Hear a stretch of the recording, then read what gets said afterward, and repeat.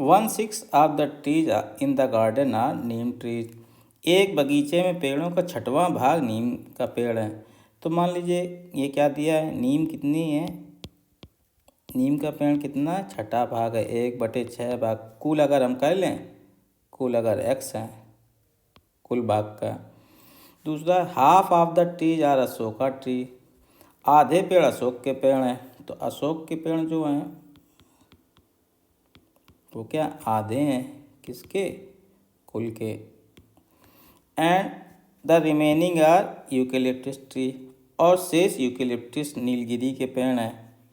तो नीलगिरी के कितने हो जाएंगे, जो ये निकलेंगे उनके शेष हैं, यानी कि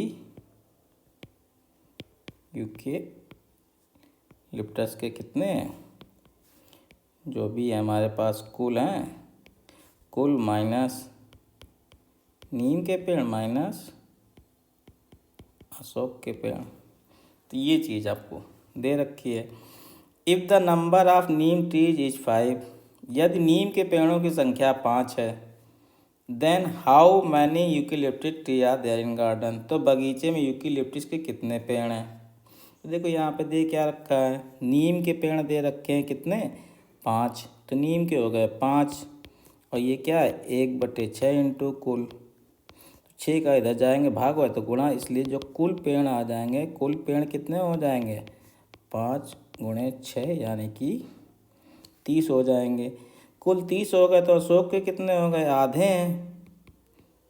तो 30 का आधा 15 अशोक के हो जाएंगे। तो यूकेलिप्टस के कितने, कुल 30 हैं, ठीक है। और नीम के पेड़ 5 हैं, अशोक के 15 हो गए। तो 30 में से कितने चले जाएंगे, 20 चले जाएंगे। तो यूकेलिप्टस के कितने बचेंगे 10 पेड़। तो आंसर हमारे पास क्या आ जाएगा, ऑप्शन 2।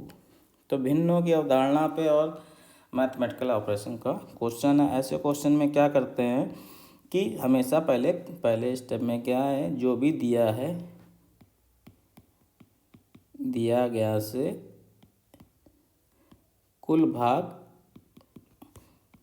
प्राप्त करते हैं, ये नियम होता है।